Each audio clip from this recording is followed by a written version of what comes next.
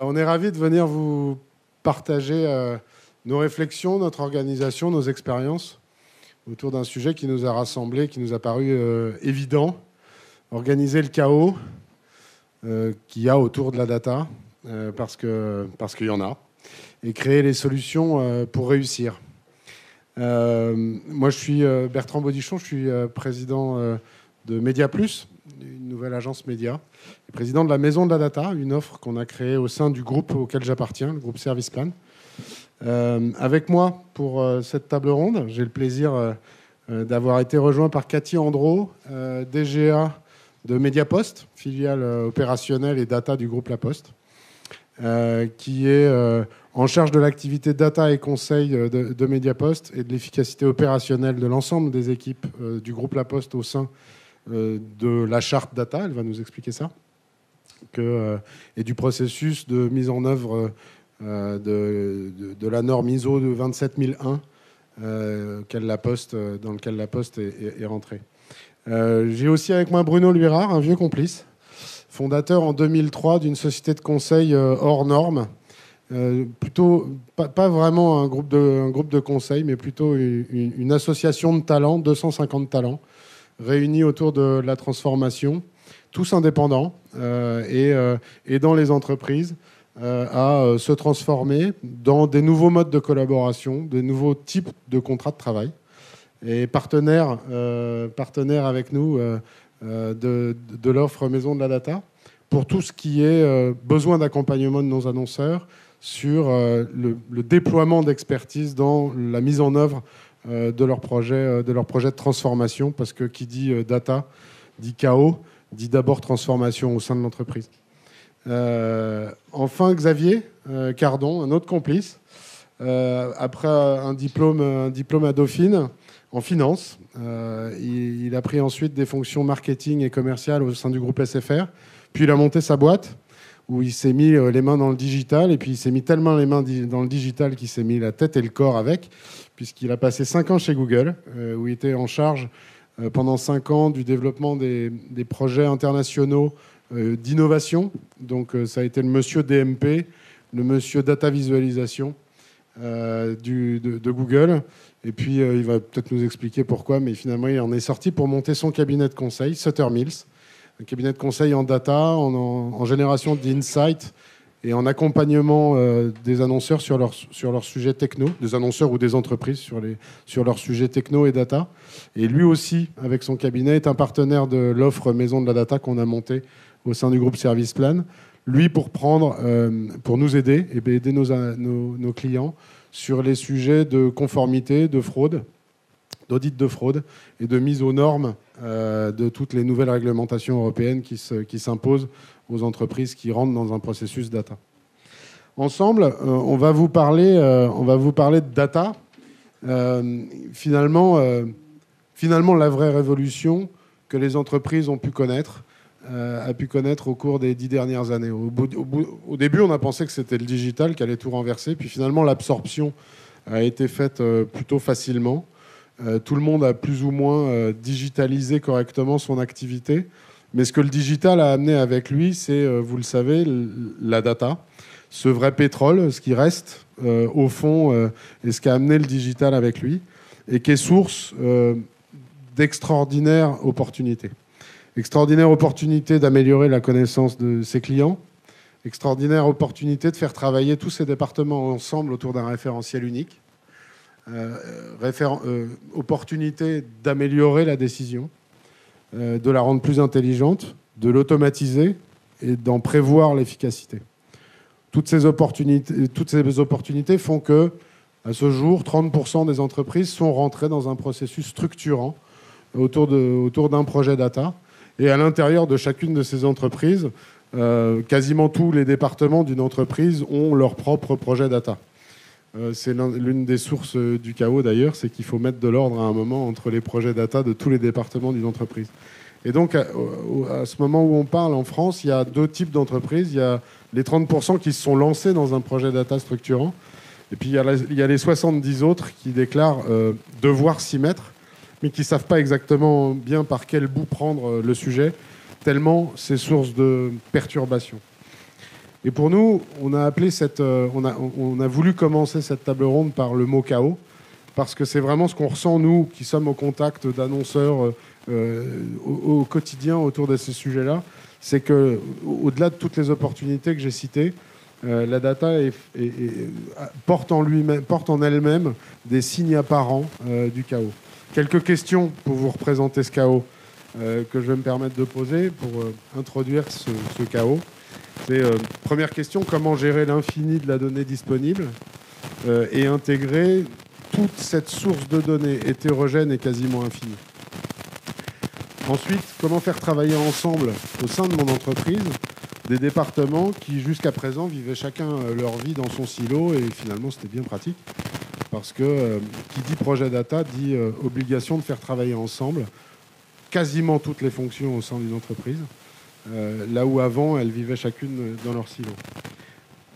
Corollaire de cette question, est-ce que je laisse chacun de mes départements constituer son propre projet data, son propre DMP, son propre data lake, ou est-ce que j'en fais un unique au sein de mon entreprise et du coup, je fais de la data le projet qui fait que je focus l'ensemble de l'énergie et de la stratégie de mon entreprise. Quatrième question, le plus est souvent l'ennemi du bien en matière de data. Et celles qui se sont lancées dans des projets structurants autour de la data ont toutes eu tendance à aller dans la sur-segmentation, dans le sur-détail. On en est aujourd'hui à aider les annonceurs, aider les entreprises à prendre un pas de recul pour tirer un véritable retour sur investissement de ce qu'une stratégie data met en œuvre sur la tendance à l'hyper-segmentation ou à l'hyper-détail que la data peut provoquer. Donc, comment choisir le bon niveau de détail auquel je vais m'intéresser. Ensuite, quand on regarde le marché et qu'on fait partie des 70% des entreprises qui se disent il va falloir que je me lance, au fond, et qu'on regarde la littérature, il n'y a pas beaucoup de cas brillants qui ont été publiés autour de vrais succès, au-delà de succès anecdotiques, de vrais succès d'entreprises qui ont gagné plus, été plus efficaces, fait des vrais gains quantitatifs de performance grâce à un projet data. Et quand on regarde ça et qu'on a peur de se lancer, et ben en fait, on manque vraiment de cas brillants pour avoir vraiment envie de se lancer. Donc, qu'est-ce qui fait qu'au fond, on n'a pas encore vraiment de cas brillants sur lesquels s'appuyer pour vendre à sa direction l'intérêt de se lancer dans un projet comme celui-là. Sixième question. Sachant que la ressource data scientist dont j'ai besoin pour faire avancer un projet data jusqu'à présent est très rare et très chère, et que souvent ils ne parlent pas la même langue que mes opérationnels, comment je fais dans mon projet data pour qu'à un moment, mon opérationnel au sein de mon entreprise, c'est-à-dire celui qui sait, celui qui est au contact des clients, au contact du business, comment je fais pour lui fournir les outils lui-même, pour faire du tri dans sa data, pour prendre la décision lui-même et fouiller à l'intérieur de sa donnée pour éclairer lui-même sa décision sans avoir besoin d'un traducteur entre le data scientist et l'opérationnel pour qu'ils puissent fouiller leurs propres données. Et c'est une clé de l'efficacité d'un projet data.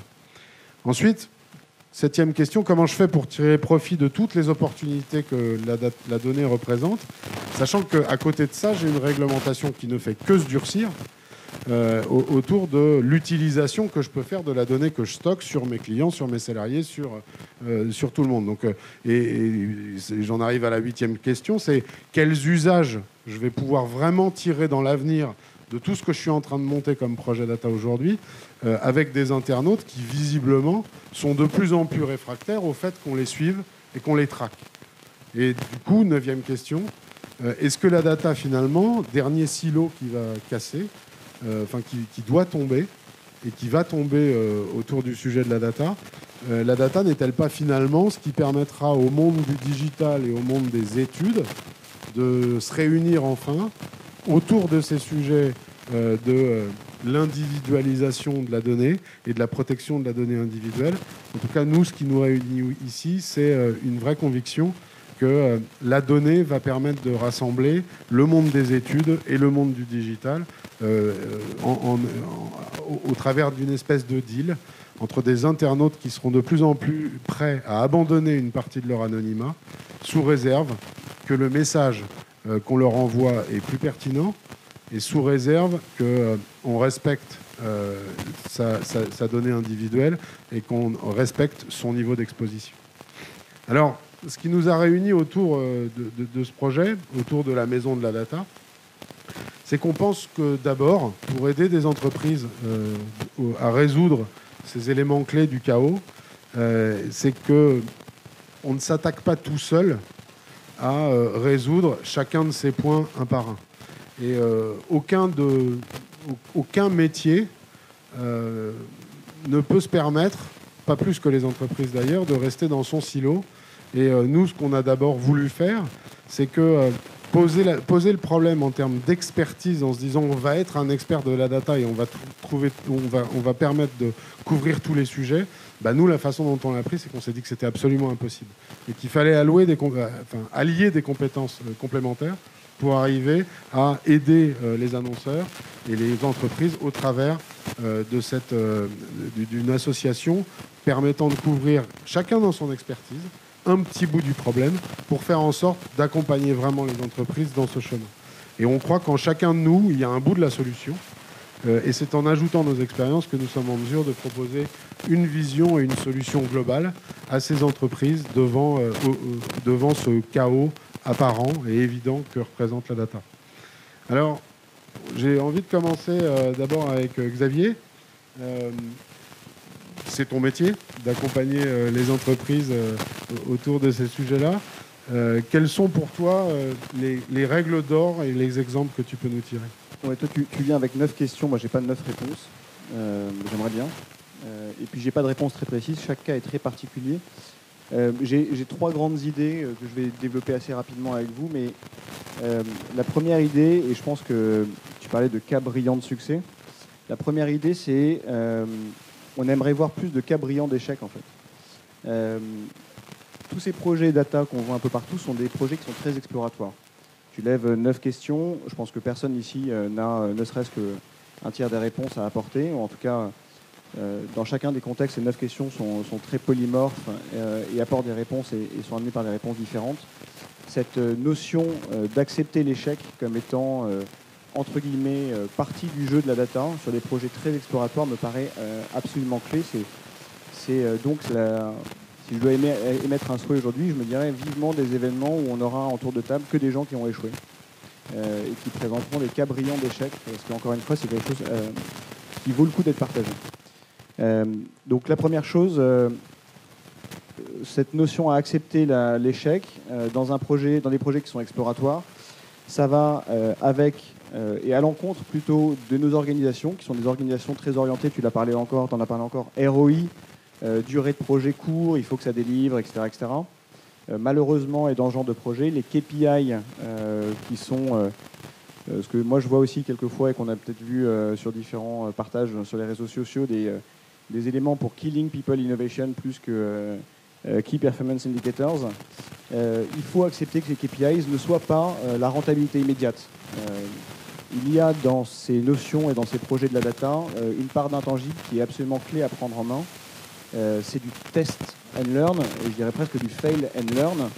C'est comment ces projets contribuent intangiblement à faire évoluer mon organisation, comment ces projets évoluent intangiblement à mettre les gens ensemble, et comment ces projets intangiblement amènent une révolution au sein de l'entreprise. Cathy nous en parlera tout à l'heure, mais je pense que pour Mediapost, quand on s'adresse à des projets de la data, c'est pas forcément évident à quel point ça va changer la façon de travailler ensemble, ça peut potentiellement changer le business model général de la proposition de valeur initiale. Et tout ça, ça s'apprend par les petits pas, non drivés uniquement par le ROI et par la nécessité de délivrer pour le quarter prochain de la performance mesurable. Et de la part d'intangible me paraît assez clair. Donc la première chose pour moi, c'était ça, c'était intégrer dans la réflexion autour des sujets de la data et de ce chaos, cette notion de fail and learn, d'acceptation de l'échec. Et encore sincèrement, nous on le voit chez nos clients, peu sont ceux qui, à un moment ou à un autre dans le projet, se disent allez, j'arrête. J'ai investi X centaines de milliers d'euros, X millions d'euros, ça c'est mort, ça ne fonctionnera pas pour moi, je vais le laisser tomber. Ça demande beaucoup de courage, mais dans cette notion de fail and learn, il y a aussi cette notion de learn. Et je crois que c'est le dernier point sur cette notion d'accepter l'échec. Documenter l'échec autant qu'on documente le succès, me paraît quelque chose d'absolument clé pour l'apprentissage et l'évolution de l'entreprise. C'est à la conclusion de ce chapitre sur l'échec. Accepter l'échec et le documenter pour en faire quelque chose, pour en créer un socle sur lequel me reposer pour continuer. Le deuxième sujet, c'est un sujet qui est peut-être un peu plus, qui nous touche plus dans notre vie de tous les jours, mais je crois que la mode est un élément intangible du B2B. Malheureusement, on en parle assez peu, mais mon deuxième chapitre sur la façon d'orienter son entreprise dans la prise en main de la data, c'est ne pas succomber aux effets de mode. Alors pourquoi ? Parce que la mode, ça a été la technologie, ou c'est la technologie aujourd'hui. J'ai été, chez Google, tu l'as dit, porteur de l'offre DMP, data visualisation, optimisation, etc. Je sais à quel point les fournisseurs de technologie ont eux aussi des objectifs, eux aussi la volonté de vendre ces technologies et une capacité d'adresser le marché des entreprises de façon drastique, organisée et structurée. Et la technologie, malheureusement, masque l'intention. C'est-à-dire que là aussi, dans tout projet data, il faut avoir une intention claire. Une intention claire au service de qui on est. La mode, on le connaît et on le voit quand on regarde toutes les discussions sur la mode dans le monde privé, mais la mode dans le monde professionnel, c'est la même chose. On oublie qui on est en tant qu'entreprise. Qui est mon entreprise ? Quelles sont ses valeurs ? Qu'est-ce qu'elle veut faire ? Quels sont ses objectifs ? Et cette notion d'objectif, c'est la base finalement. Dans nos projets, on a tendance à dire qu'un objectif flou amène à une connerie précise. Et ben clairement, la mode nous fait oublier nos objectifs au-delà de nous faire oublier qui on est. Et dans ces objectifs, il y a la base de ce qu'on cherche à faire. Et là encore, c'est cette notion de fail and learn qui va nous aider à apprendre ce qu'on va pouvoir faire et ce qu'on va vouloir faire. On part avec un objectif autour de la donnée, on a une intuition, on va tester, on va rater, on va apprendre. Et au fur et à mesure, on va développer une vision. Je crois que... Je parle pour l'entreprise que j'ai connue récemment et que j'ai quittée, Google. Google aujourd'hui n'est pas le Google des années 2000. Et il y a eu des échecs, énormément d'échecs. On l'a vu l'année dernière avec ce réseau social Google+, qui s'est complètement planté, et qui était pourtant une priorité d'entreprise. Pour l'avoir vécu de l'intérieur, il y a eu une courbe d'apprentissage de cet échec-là. Alors bon, il y a eu beaucoup d'échecs, on a les moyens de ces échecs, mais dont on s'appelle Google, mais c'est important de se dire que le fail and learn, il va déterminer un objectif, et cet objectif doit devenir le corps et le mantra de l'entreprise, qui ne doit pas succomber à la mode de la technologie. Des projets DMP qui ont été lancés il y a 2-3 ans, quand c'était au top de la mode, par un directeur marketing qui était allé à l'EBG et qui était rentré au bureau en disant « j'ai croisé Adobe, il faut absolument acheter une DMP ». Je caricature à peine. On en voit tous les jours. C'est là où il y a du courage pour arrêter la démarche derrière. Mais c'est clairement un effet de mode, sans partir de qui je suis et de cette méthode de test and learn.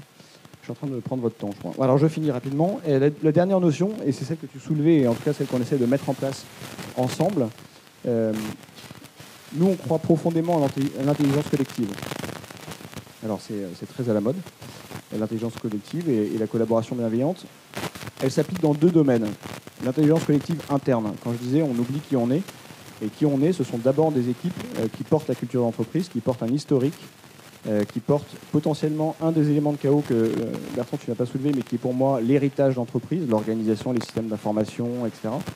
Tous ces gens-là, ils ont une force et une valeur à mettre autour de la table qui ne doit pas être masqué par un mouvement dictatorial d'une direction à prendre. Et je vous invite largement à entamer des notions de brainstorm collectif sur qu'est-ce qu'on doit faire et qui on doit être dans 6 mois, 1 an, 5 ans, et quelle data tu as à gauche et quelle data tu as à droite, et quelle connaissance et expertise tu as non, pas à l'extrême droite, mais tout au bout. Et travaillons ensemble à déterminer qui on veut devenir et qui on veut être. Cette intelligence collective, elle s'applique aussi à l'externe. C'est le sens de l'entreprise que j'ai co-créée. On se dit qu'on doit être un vecteur d'accélération entre les partenaires externes de l'entreprise. On a tendance à les oublier. Quand on est dans l'entreprise, on a tendance souvent à les considérer comme dans une relation client-fournisseur assez simple.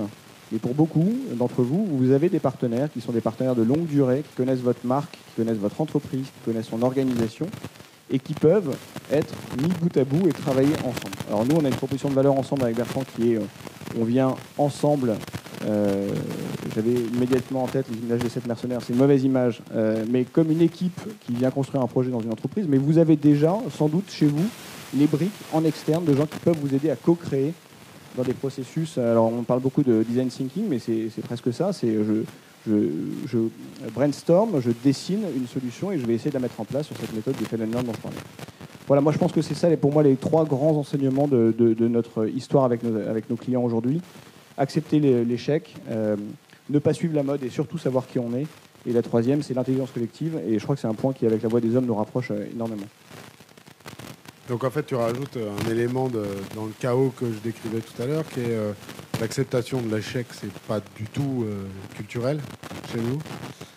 L'intelligence collective, ça va à l'encontre du mouvement général de dire bah tiens, j'ai un problème de data, je vais nommer un chief data officer. Ça aussi, c'est pas très culturel de faire travailler les gens ensemble. Et c'est quoi le job de chief data officer dans ce cas-là? C'est de rassembler des équipes diverses ou c'est de savoir? On va y revenir tout à l'heure. Et sur le dernier sujet, si je suis ravi d'avoir Cathy avec nous, c'est que il y a vraiment au sein du groupe La Poste un projet data qui d'abord, et elle va nous raconter ça, a été lancé à partir de l'ADN du groupe La Poste. C'est pas juste tiens, on va se lancer dans un projet data parce que on a des données des Français et il faut qu'on les protège et que c'est une obligation légale. Bien au-delà de ça, le projet du groupe La Poste. Pour toi qui es d'abord, ça serait formidable que tu puisses nous raconter. Et ensuite, quels ont été les éléments clés du chaos que j'évoquais tout à l'heure que vous avez dû surmonter dans ce projet?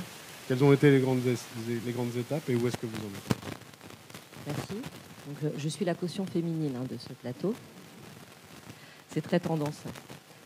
Trêve de plaisanterie. Donc, le groupe La Poste s'est engagé il y a un an. Je regardais le communiqué de presse, c'était précisément il y a un an que le président Val, donc le président du groupe, lançait la charte data. Donc pourquoi une charte data? Pour affirmer de manière extrêmement volontariste les valeurs que porte la Poste, qui sont des valeurs de responsabilité, de confiance, d'éthique et puis de proximité. Voilà, c'est vraiment les grandes valeurs du groupe. Et l'idée de cette charte data, c'était d'embarquer l'intégralité du groupe, toute entreprise comprise, de la maison mère jusqu'à la moindre filiale dans cette charte data avec des obligations liées à la mise en place de cette charte data, avec l'idée que demain, le groupe La Poste pourrait proposer une identité numérique et que cette identité numérique, pour les particuliers, elle aurait le label de confiance de La Poste. Voilà. On peut peut-être évoquer les 6 points majeurs de la charte. Donc, le premier, c'est apporter toujours plus de services à ses clients. En illustration, on a par exemple évidemment des données de livraison qui sont en masse, puisqu'on parle de data. Donc l'idée, c'est aussi de pouvoir adapter nos modèles de livraison eu égard à ce qu'on peut constater en termes de données liées à ces problématiques de livraison. Donner aux personnes le contrôle de leurs données.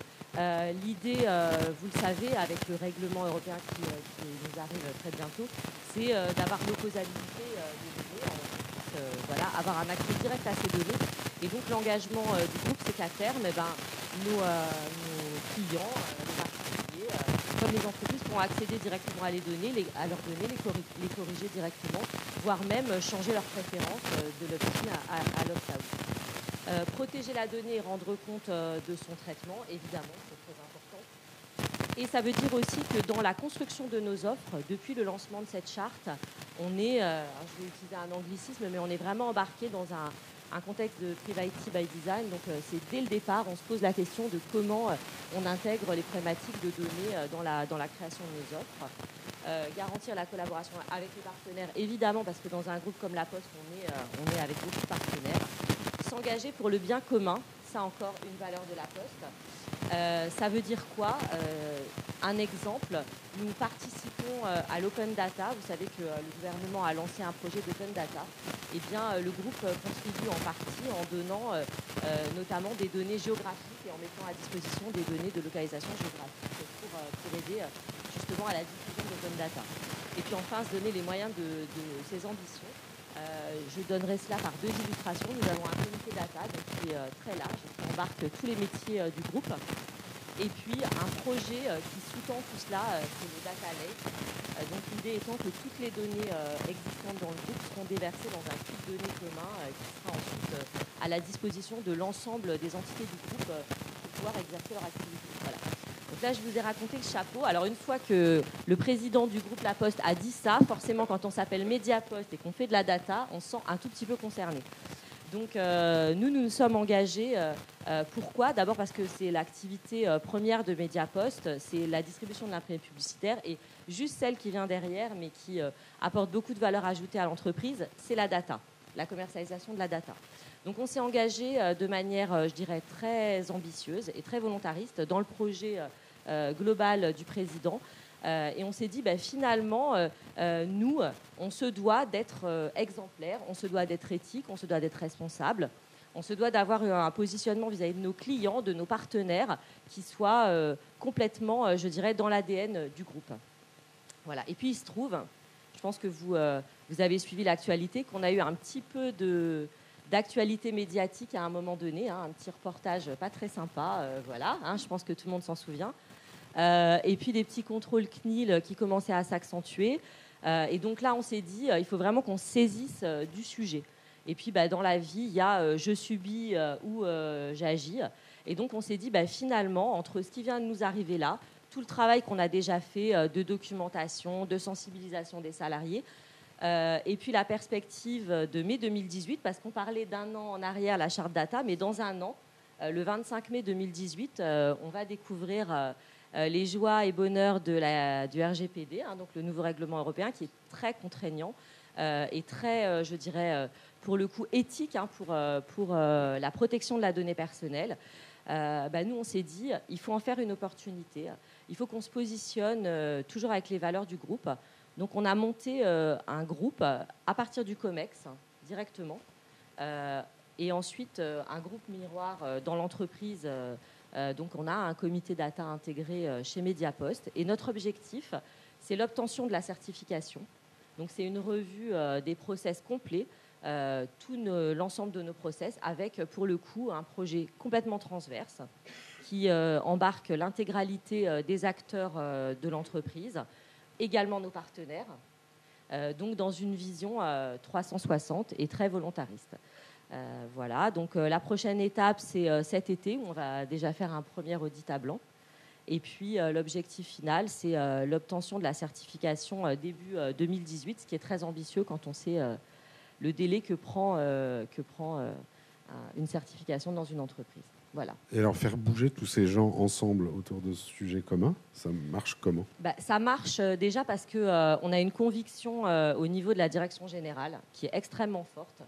C'est notre DG, puisqu'on a 2 femmes, vous avez déjà chez Mediapost, qui s'est saisie du sujet, qui en a fait un sujet vraiment très fort. Parce que je pense qu'il y a 2 éléments importants. D'abord, ça emporte la pérennité de notre activité. On le voit dans l'activité data. Je vais citer 2 exemples d'évolutions récentes que vous avez en tête. Mais aujourd'hui, on a plus de 30% d'adblock en France. Et Blocktel, en 6 mois, c'est déjà 2,7 millions de personnes qui se sont inscrites. Donc ça veut dire que des pans d'activité d'ores et déjà qui pouvaient à un moment donné ne pas tenir compte du choix des consommateurs sont en train d'inverser les modèles. Et ce qui hier était rentable devient aujourd'hui peu intéressant parce que finalement, le consommateur, au final, c'est lui qui choisit. Donc on se doit, je dirais, de porter ces valeurs-là, d'inverser la donnée et de se dire, nous, nos offres, on veut qu'elles intègrent cela dès le départ. On veut que les fichiers, les datas qu'on va commercialiser, ce soient des datas dont on soit certain, qui soient passés au tamis de la certification et que derrière, on puisse continuer à faire du business de manière pérenne. Voilà. Merci beaucoup. C'est vraiment un témoignage extrêmement intéressant. On a de la chance de vous avoir. parce que je pense que c'est l'un des projets data les plus avancés dans les 30% des entreprises françaises dont je parlais. C'est vraiment... et si ça marche, je crois vraiment que c'est parce qu'il y a cette volonté managériale. Mais ça va marcher. Ouais. Non, moi, j'ai aucun doute sur le sujet. Hein. Ça fonctionne parce que ça part du plus haut et parce que ça part avec du sens d'abord. Et que ça part d'une obligation, mais il y a comment on transforme une entreprise pour en faire du business derrière. Et ça va totalement dans le sens de la transformation du groupe La Poste. Mais si je peux me permettre, Bertrand, juste un truc. En fait, ce que je disais tout à l'heure, l'intelligence collective. Voilà. Moi, je pense qu'au-delà de l'intelligence collective, il y a le mouvement collectif. Et là aussi, je crois qu'avoir un buy-in dans la réflexion d'une direction générale, des comités qui permettent de mettre ensemble les différentes instances d'une organisation, qu'on oublie en général quand on se lance côté marketing ou côté IT sur ce genre de projet, on oublie que le légal est absolument clé. On oublie souvent que les ressources humaines sont absolument fondamentales parce qu'à un moment ou à un autre, des projets technologiques rencontrent des difficultés parce que l'expertise n'existe pas. Et je crois que le mouvement collectif, autant que l'intelligence collective, sont absolument nécessaires à la réussite du projet. Puis s'il ne réussit pas, fail and learn. Mais non, mais je vous souhaite qu'il réussisse. Je pense qu'il va réussir, j'en suis même certaine. Juste rajouter autre chose, du coup, sur ce que tu dis, qui est tout à fait vrai.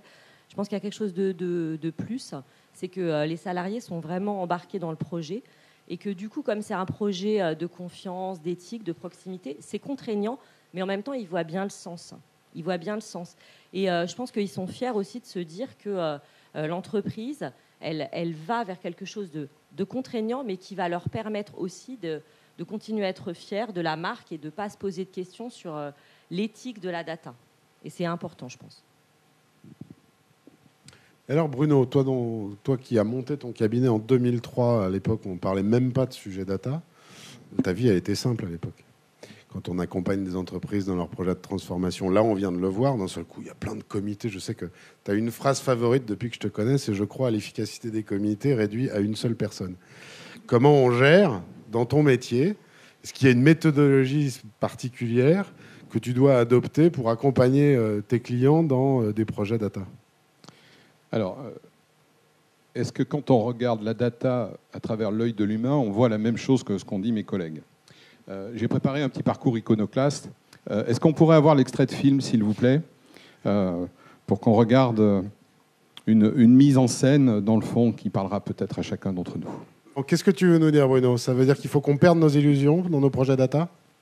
Ce que je veux dire, c'est que lequel d'entre nous s'est jamais retrouvé dans la situation de Cuba Gooding Jr.? Vous savez, dans ces instants où un vilain petit détail, une vilaine petite réglementation qu'on n'attendait pas, un bug, un hacking qu'on n'attendait pas, une configuration qu'on n'avait pas prévue, fait que tout nous échappe des doigts. Combien de nos collaborateurs, nos collègues, nos salariés redoutent d'être vus dans cette situation, dans cette mauvaise posture qu'ils appellent d'ailleurs l'imposture? Comment on va se protéger du diktat de la maîtrise et du contrôle qu'inspire la technologie et la profusion d'informations? Nous vivons au cœur d'une époque technologiquement triomphante et culturellement insuffisante, dit Edgar Morin. C'est une véritable machine à fabriquer de la désillusion. Alors comment ces désillusions apparaissent-elles dans les demandes qui arrivent sur le marché? Par exemple, c'est le leader de l'aéronautique qui est en pleine transformation digitale, embarquant la robotisation, l'intelligence artificielle, la data, le e-commerce, constate que ce sont 4000 personnes qui n'atteignent pas leurs objectifs de transformation, ne touchent pas leur prime et qui vont taguer low performer. Ceux-ci sont en train de lâcher la raison d'être ensemble, que vous évoquiez tout à l'heure. La raison de faire ensemble, qui peut se passer de 4000 personnes. Et puis, dans la seconde qui suit, on est appelé par un assureur qui couvre 90 millions de personnes dans le monde et qui nous demande de recruter à prix d'or le mouton à 5 pattes pour conduire sa stratégie digitale, sa transformation digitale. 3 mois plus tard, il nous appelle nous dire on ne sait pas où elle est passée. Elle est partie sans laisser d'adresse. Et elle nous dit juste, je ne peux pas construire ce que j'ai à construire tel qu'ils me l'ont demandé et m'opposer à eux toutes les 5 minutes pour qu'ils abandonnent ce qu'ils sont en train de faire. Donc je vais aller là où les gens ont vraiment envie de faire.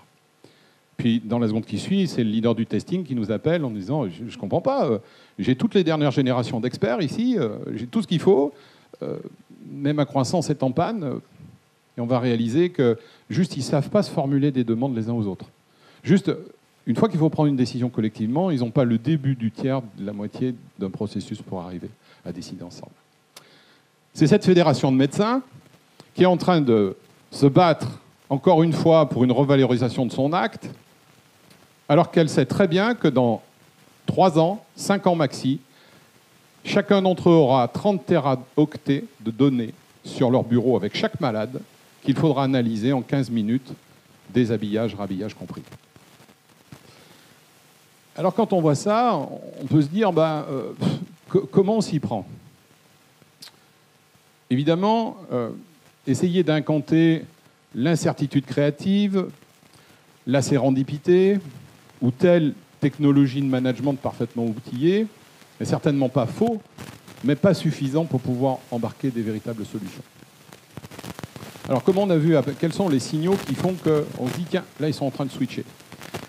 Dans un cas, c'est que le board a décidé de renoncer au CDI, de renoncer à avoir son mouton à 5 pattes pour recruter 5 freelances qui vont suivre chacun un patron du COMEX pour que chaque patron du COMEX fasse à sa façon la transformation digitale, la data appétence, pour lui d'abord, pour son équipe ensuite, et ensuite, après, on verra ce qu'on peut faire au niveau du groupe. Pour l'autre, ce fut l'installation d'ateliers extrêmement visibles, permanents, quotidiens, où les gens venaient partager leurs erreurs, rire de leurs erreurs. C'est exactement ce que tu disais tout à l'heure, avoir du plaisir à découvrir qu'à l'intérieur du plantage, il y a beaucoup plus à apprendre. L'un d'entre eux me disait, dans le fond, maintenant ça paraît évident, c'est comme si les joueurs du PSG venaient nous voir en disant « Ah non, nous, on ne va plus à l'entraînement, on ne s'entraîne pas dans les matchs. » Pourtant, c'est ce que nous faisons tous les jours. Le troisième, ça a été l'accompagnement du président pour que lui-même coach le cadre dirigeant qui était l'incarnation même de l'injonction paradoxale. Les gars, je veux de l'innovation, mais vous touchez à rien. Celui-ci, au bout, a réussi à dire « Mais j'ai tellement appris de mes erreurs que je crois que je vais en commettre quelques-unes maintenant. » Pour tous, dans tous les cas, il y a eu ce travail de distinction entre ce que nous comptons, parce qu'on sait le compter, et qui ne compte pas vraiment, ou pas tout le temps, et ce qui compte vraiment, et que nous ne comptons pas parce que nous ne savons pas le compter. À l'ère du digital, c'est une bonne question, je vous promets. Puis dernier point, pour tous, il y a eu le temps de la célébration. Parce que si on doit avoir réservé une place pour l'erreur, parce que si on ne réserve pas de place pour l'erreur, elle prendra sa place toute seule dans nos projets. Donc, donnons de la place dans nos organisations à l'erreur. Mais en même temps, pour pouvoir affronter son erreur, c'est comme quand on veut affronter son image ou sa voix, il faut préparer un peu, il faut prendre un peu d'élan. Ce que je constate, et là depuis longtemps, c'est notre incapacité, notamment française, à célébrer ce que nous réussissons. Parce que si nous ne le célébrons pas, ça va juste devenir normal. Et donc si c'est normal, après je n'aurai plus la force d'aller me confronter à quelque chose que je réussis moins bien, vous savez, à rencontrer ma part de maillon faible à moi. Alors, vous l'avez deviné, elle est bien montée cette table, parce que je me disais, moi finalement, qu'est-ce que je vais dire? Ils l'ont déjà dit. J'ai bien fait de venir. Face à la désillusion ou à la dépression, quel est le médicament? Quelle est la réponse? Eh bien, la réponse, c'est le jeu. Tant que nous ne jouerons pas, tant que nous ne prendrons pas plaisir à trouver à l'intérieur de nos problèmes, à l'intérieur des obstacles, à l'intérieur des échecs, le plaisir de découvrir quelque chose de fécond, alors on n'y arrivera pas. On continuera à planquer nos erreurs et nous continuerons à négliger là où il y a le plus à apprendre. J'ai quelques enfants, mais la première qui a 28 ans et le deuxième qui ont 18 ans m'ont chopé l'autre jour, m'ont dit « Écoute papa, il faut qu'on te remercie d'une chose, c'est tu nous as appris dès qu'on était tout petit à trouver le jeu à l'intérieur de chaque contrainte. Il fallait aller ranger la chambre et tu nous disais, il y a un jeu à l'intérieur. On trouvait un peu con de nous dire ça, mais après, quand on ramenait une mauvaise note, il y a un jeu à trouver là-dedans. Quand on s'était fait humilier à l'école, il y a un jeu à trouver là-dedans. Si on ne s'entraîne pas tout petit, ce sera très très difficile plus tard d'arriver à ça. Disraeli le disait mieux que moi, de l'éducation des peuples dépend le destin des nations. Alors, la question que je me pose et que j'espère vous poser en même temps que moi à l'instant, dans ce qui me préoccupe là tout de suite, à l'instant le plus, où est le jeu ?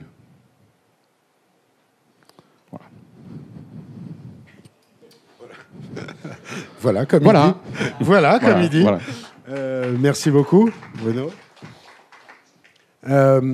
Ça donne envie. Et j'adore ta conclusion sur le jeu, parce qu'au fond, c'est ce qui nous rassemble dans notre projet là. Il y a d'abord de l'humilité, on ne sait pas tout faire. Deuxièmement, on est plus fort ensemble, chacun sur un domaine d'expertise. Et surtout, on est humble et on a envie de jouer. Dans le jeu, il faut inclure nos clients, nos annonceurs.